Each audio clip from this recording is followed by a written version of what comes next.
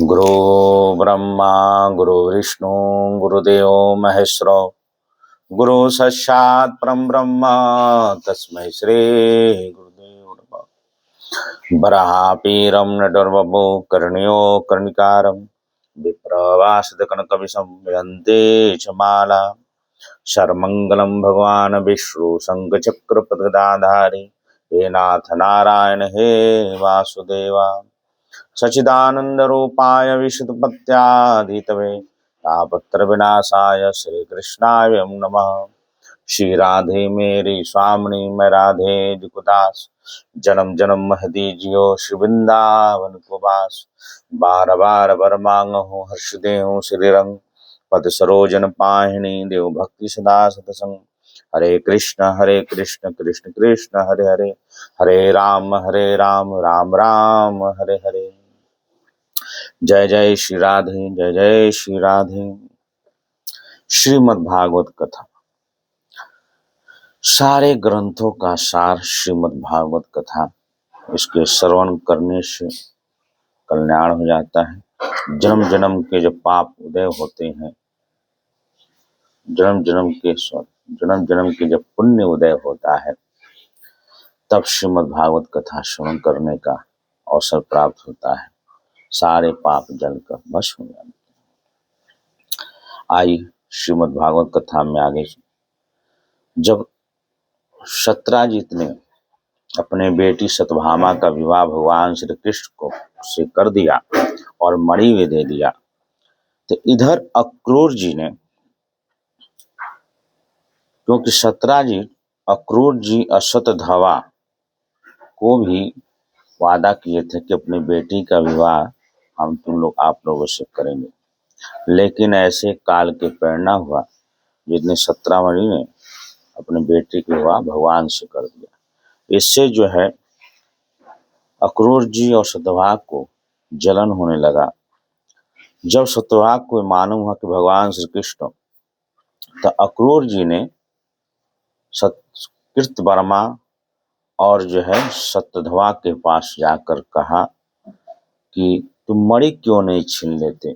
एक कन्या का सत्यभामा से विवाह हमसे करने का वचन दिया था, पर हम लोगों का तिरस्कार करके श्री कृष्ण के साथ विवाह दिया। अब सत्राजित भी अपने बड़े भाई परसेन की तरह क्यों नहीं मथुरा एवं में चला जाए।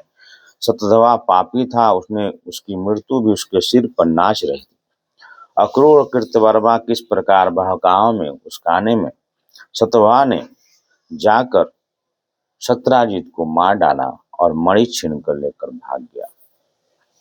जब सत्यभामा जी को मालूम चला कि मेरे पिता को मार डाले गए, उससे बड़ा शोक हुआ। उस समय भगवान श्री कृष्ण बलराम जी के साथ हस्तिनापुर इंद्रप्रस्थ में थे, जहाँ अर्जुन युधिष्ठिर रहते थे। सत्यभामा जी ने अपने पिता का शरीर, पार्थिव शरीर लेप लगाकर सुरक्षित रख दिया और हस्तिनापुर गए। वहां ने सारा वृत्तांत बताया। भगवान श्री कृष्ण सब जानते थे कि ऐसा होने वाला है। तब उन्होंने भगवान श्री कृष्ण सत्यभामा को मारने के लिए उद्योग करने लगे। बलराम जी ने भी साथ में हो लिए। उनको वेग घोड़ों से, रथों से खूब दौड़ाया। और वो क्या किया था, सत्यभामा ने मणि को लेकर अक्रूर जी को दे दिया था। और भगवान श्री कृष्ण बहुत दूर आगे चले गए, बलराम जी पीछे थे। सत्यभामा मिला, उसको भगवान ने मारा, उसके पास मणि मिला नहीं। बलराम जी को आकर भी कहा कि मणि तो मिला नहीं और उसके पास था नहीं। बलराम जी को भी इसमें संदेह थोड़ा सा हो गया, हो सकता है कन्हैया हमसे झूठ बोल रहा। तो उन्होंने कहा ठीक है, अच्छी बात है, नहीं मिला तुम द्वारिका जाओ, हम काशी नरेश हमारे जो मित्र हैं वहां जाते हैं। भगवान बलराम जी वहां चले गए। उसके बाद क्या हुआ, जब अक्रूर जी ने मालूम चला सत्यभामा मारा गया, तो अक्रूर जी ने उस मणि को लेकर वहां से चले गए। चले जाने पर द्वारिका में अनेक प्रकार का अनिष्ट अरिष्ट सामना करना, दैविक भौतिक निमित्तों से बार बार नागरिकों के शारीरिक मानसिक कष्ट सहना पड़ा। जो लोग कहते हैं बातों को भूल जाते, भला ये कभी संभव है? भगवान श्री कृष्ण समस्त ऋषि मुनि निवास करते हैं उस द्वारिका में, रहते कोई उपलब्ध हो सकता है क्या? लेकिन ऐसा हो रहा था। अकाल पड़ने लगा, तरह तरह की बीमारियां उत्पत्ति हो गई, सूखा पड़ने लगा। तब नगर के बड़े बूढ़ों ने कहा कि एक बार काशी नरेश के राज्य में वर्षा नहीं हो रही थी, सूखा पड़ गया था। तब उन्होंने राज्य में आए हुए अक्रूर के पिता शृंबलक को अपना पुत्री गांधनी से विवाह कर दिया। तब उस प्रदेश में वर्षा हुई। तो अक्रूर जी भी वो शृंबलक के पुत्र हैं, इसलिए उनका प्रभाव वैसा ही है। इसलिए जहाँ जहाँ अक्रूर रहते हैं वहाँ वहाँ खूब वर्षा होती है। ये उनकी एक महिमा थी अक्रूर जी का। लेकिन किसी प्रकार महामारी उपलब्ध नहीं होते। हे परीक्षित, लोगों की बात सुनकर सोचा कि उपद्रव के ही कारण तो नहीं, जानकर भगवान ने दूत भेजकर अक्रूर जी को ढूंढवाने लगे। जब जब संत की अवहेलना, उनके अपमान होने लगता है, तो उस देश में, उस राज्य में महामारी, तरह तरह की बीमारी, उत्पात, भूकंप, वर्षा, बाढ़, ऐसे विनाश होने लगते हैं। वही द्वारिका में होने लगा जब अक्रूर जी ने छोड़कर चला गया था। ढूंढवाए चाचा जी ने दान, इसलिए उन्होंने मुझ तो मिल गए। वो तो राज दरबार में आए थे। तो भगवान श्री कृष्ण कहते हैं कि हे चाचा जी, हम जानते हैं कि आप मणि जो है आपके पास, क्योंकि आप धर्म के पालक हैं और मणि को रखना अत्यंत कठिन भी है। आप उससे बहुत दान पुण्य, सेवा सत्कार कर रहे हैं, इसलिए हम चाहते हो मणि जो है आप ही के पास है। आप ही उसका पूजन पाठ करिए, उसका सेवा करिए। लेकिन जो उसमें से जो धन निकल रहा है वो हमारे पुत्रोपधिकार है, क्योंकि हमारे ससुर ने दिया था। इसलिए आप जो है उसी को रखिए और अपने मणि निकाल कर दिखा दीजिए, जिसमें बलराम जी को भी संदेह है हमसे और सत्यभामा जामंती को भी संदेह हमारे ऊपर है कि भगवान श्री कृष्ण हो न हो मणि कहीं छुपा के रख दिया। तब भरी सभा में अक्रूर जी ने वस्त्र को निकाला, खोला, उसमें से मणि प्रकट हुआ, जो भगवान के ऊपर भी थोड़ा सा संदेह लोग करते थे, तो भी तो दिया। फिर अक्रूर जी को उन्होंने भगवान मणि को लौटा दिया। सर्वशक्तिमान सर्वव्यापक भगवान श्री कृष्ण पराक्रम से परिपूर्ण, अख्यान समस्त पापों के अपराधी, कलंकों के मार्जन करने वाला तथा परम मंगलमय है। जो इसे पढ़ता है, सुनता है अथवा सुमरन करता है, वो सब प्रकार के अपकृत्यों के पापों से छूटकर शांति को अनुभव करने लगता है। इधर भगवान श्री कृष्ण की और भी अन्य विवाह की चर्चा हुई। युधिष्ठिर ने पूछा, सर्वेश्वर श्री कृष्ण, हमें इस बात का पता नहीं है कि हमने पूर्व जन्म में क्या जन्म में कौन सा कल्याण साधन किया है, जो आपका दर्शन बड़े बड़े ईश्वर को भी बड़ी कठिनाई से प्राप्त होते हैं। जब हमेशा भगवान श्री कृष्ण युधिष्ठिर के पास रहते थे, इस तरह उनकी स्तुति कर रहे हैं। भगवान ने कालिंदी से विवाह किया। उसके बाद देश के राजा अनुबंध और अनुयायियों के मित्र बिंदा से स्वयंवर में कहा। कौशल के राजा नगरजित थे, उनसे विवाह। उन्होंने एक शर्त रखी थी, जो बहुत खूंखार जो है 7 बैल थे। कोई भी एक साथ सातों बैलों को बस में कर ले तो उससे अपने पुत्र नगरजीती को विवाह करेंगे। तो बहुत से राजा आते, बैल उनका अंग फंग तोड़ डालते और जो है नहीं हो पाता। तब भगवान ने खेल ही खेल में एक ही साथ सातों बैल को साथ बांध दिया और भगवान ने से विवाह हुआ। और देखिए, कौशल नरेश में राजा नगरजित ने कन्याओं को दामाद को रथ चढ़ा कर बड़ी सेना दी। उन्होंने इतना दिए, दहेज में इतना सम्मान दिया सत्या के साथ। उनके 1 करोड़ तो दास दासियां दी, 9 लाख घोड़े दिए, 9 लाख रथ दिए, 9 लाख हाथी दिए, 9 करोड़ घोड़े दिए, 9 अरब सेवक दहेज में दिए। इतना बड़ा आबादी था पृथ्वी का भार था उस समय। अयोध्या की बात कर रहे हैं। उनका हृदय बासठ स्नेह सुन, ये भागवत जी में लिखा हुआ है। उसके बाद भौसासुर नाम के एक राक्षस हुआ।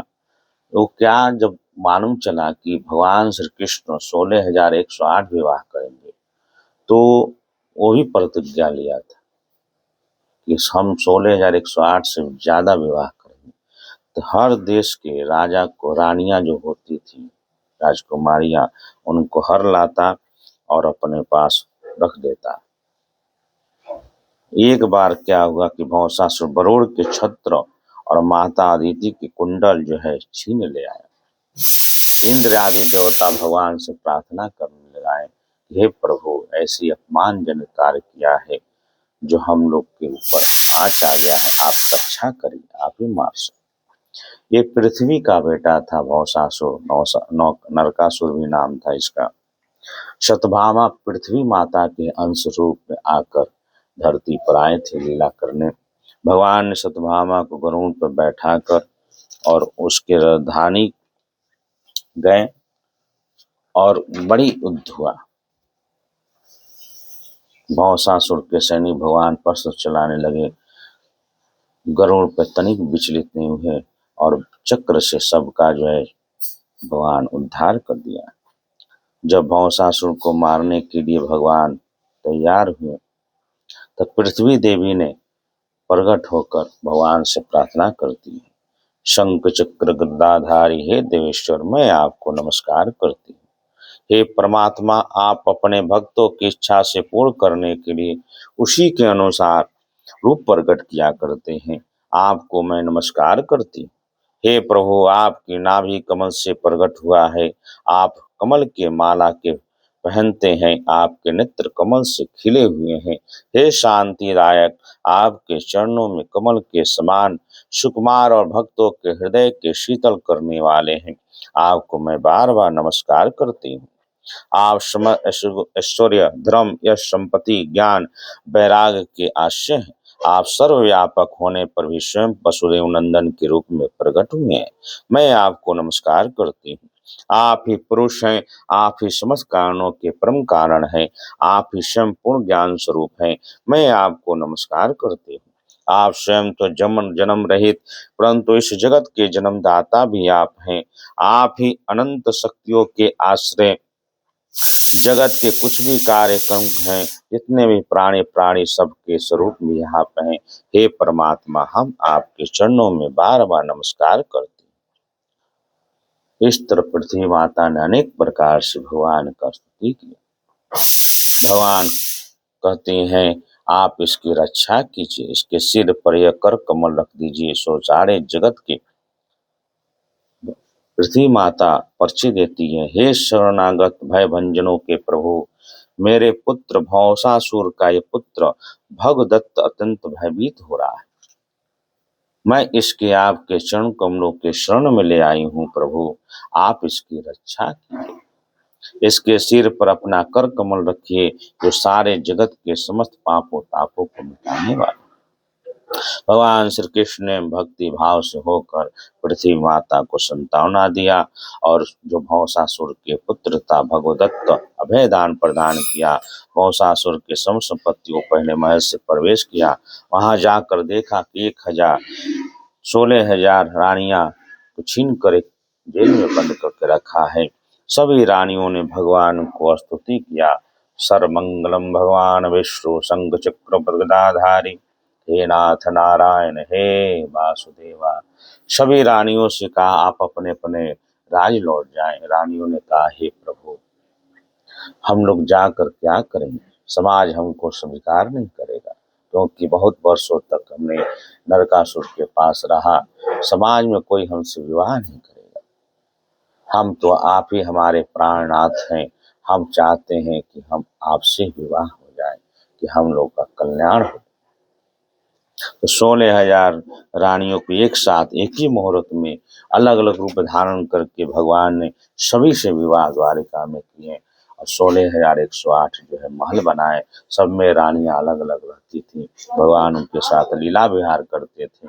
आगे की कथा होगा, नारद जी एक एक लीला देखने के लिए एक एक रूप बनाकर अलग अलग रानियों के साथ रहते थे, कैसे कैसे क्या दिनचर्या थी, सब जो है नारद जी आगे कथा में आएगा, कथा श्रवण किया जाएगा। आज की कथा यहीं पे भगवान का विवाह का वर्णन।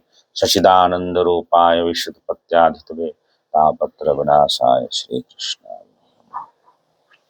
राधे।